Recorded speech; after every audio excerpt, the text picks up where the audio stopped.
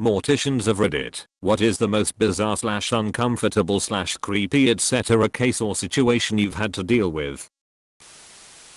Dad was a coroner, if I recall correctly, before switching to doctor. I can never remember the details correctly for the medical stuff, but pretty much the body getting examined was a former birthday clown. There weren't any external wounds, so he figured the cause of death was internal. The guy had gastroparesis, which to my dad meant, cool, stomach contents should be in good shape. His team opens a jute up and sees this flurry of stuff. There's partially digested birthday cake, that edible confetti stuff, freaking streamers, and about a dozen pills of Xanax next to all of it. Dad sifts through the stomach some more and sees what looks like a sponge of some kind. He pulls one out, and it's a freaking sponge dino that comes in those capsules you drop in water. He finds more, about a small bime's worth. He thought he was getting freaking pranked. The story pieces together as the clown decided to end it with the Xanax and alcohol. He gets a store-bought cake and eats it with everything on it, then chases down some dino sponges just for the heck of it. Well, I suppose if you spend your whole life trying to make people laugh, you might as well go for one more in death. Doesn't exactly fit the criteria, but I'm gonna tell the story anyway. I come from a smallish town. We have one mortician and everyone knows him. His daughter dated my cousin during this period of time. One year, a different cousin got into a bad car accident right outside of the county and died on impact. Of course, they called it in, and he was asked to come down to the scene and retrieve the body. He was told the estimated age of the girl, the make of her vehicle, and which direction she was driving on the highway. The age and vehicle make matched that of his daughter, who was visiting her boyfriend at the time. He couldn't get a hold of his daughter, so he showed up at the scene fully prepared to be picking up his own child. Sadly enough, this scared him so badly that this was the last funeral he ever performed. 8 years later, and he still visits my deceased cousin's parents regularly, just to check in.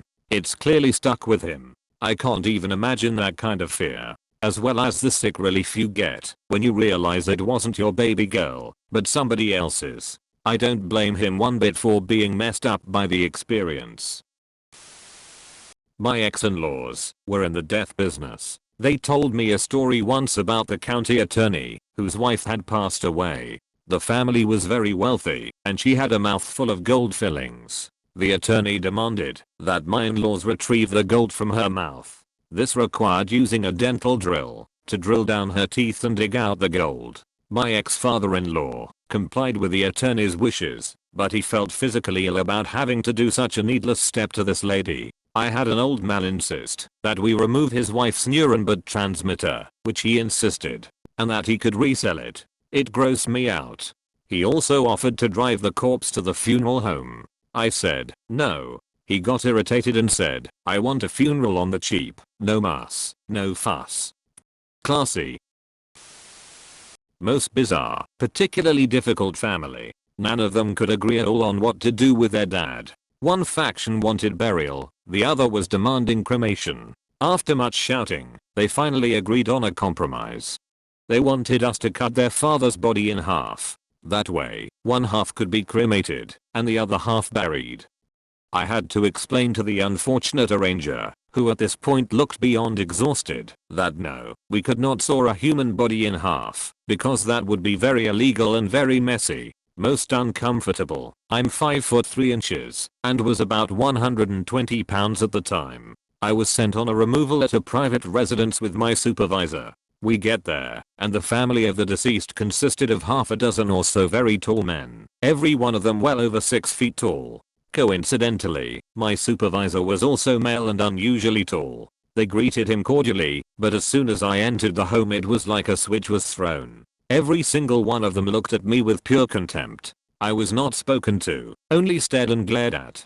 They would not allow me to touch their father/grandfather. I was shouldered out of the way and blocked by the grandsons. I don't intimidate easily, but I had a wall of hostile giants staring me down from inches away. Once the deceased was on the gurney, they even refused to allow me to push. They assisted my supervisor themselves. It was really uncomfortable. The only thing that my supervisor and I could think of was that they didn't think I was strong enough to lift the body.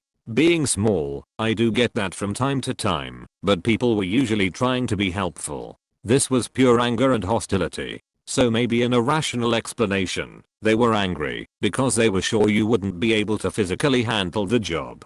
They were sure that you were going to drop him or something. My dad/brother, whomever, just died, and now I have to deal with this clown who is just going to make everything worse. It's like going to a party knowing that you'll hate every minute of it, so you're ticked off before you even get there. It's irrational, like I said.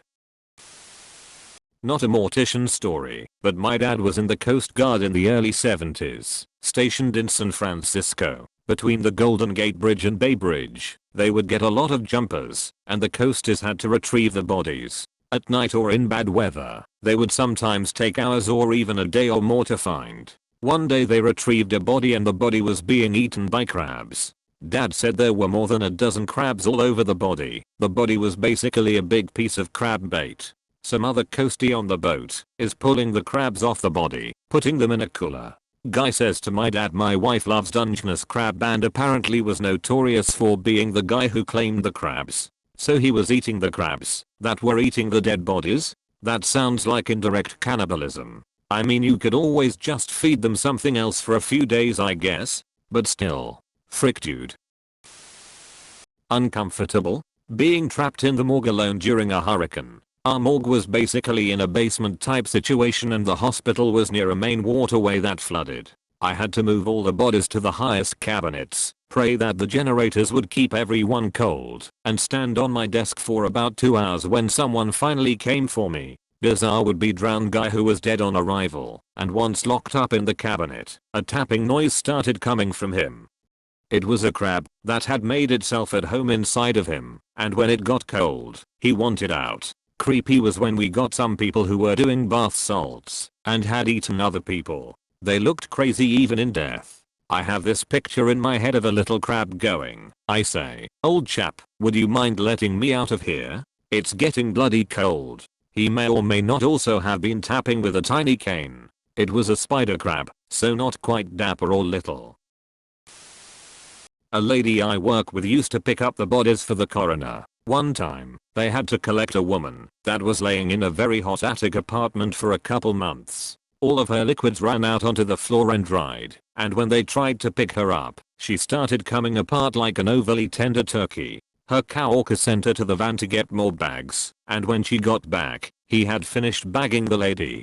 Classy. Changed how I think about turkey. I know a mortician that had to deal with a morbidly obese guy that died in his bathroom and melted onto the rug, so they moved him with the rug still fused on him. They needed 4 people to move him, and he just kept falling apart. It was the summer months also, and the smell was described as being unbearable. He still loves his job, though.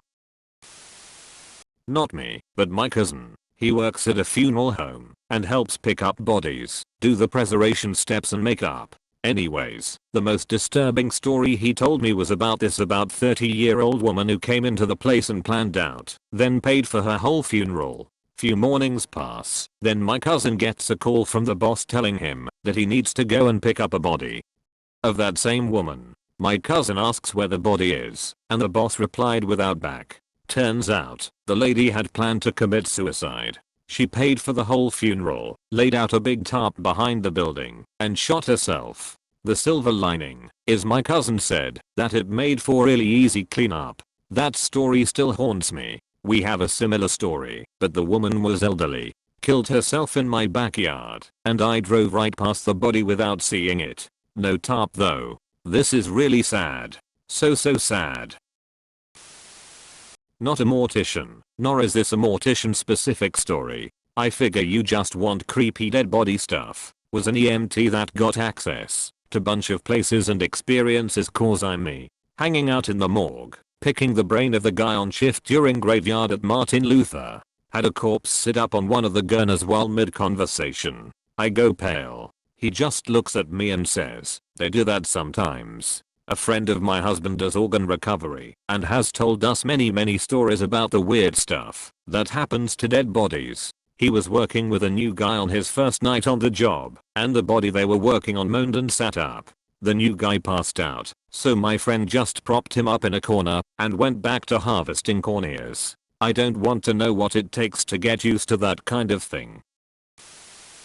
Thanks for watching. If you enjoyed this video, please consider leaving a like and subscribing for more videos like this. Don't forget to leave your stories in the comments below.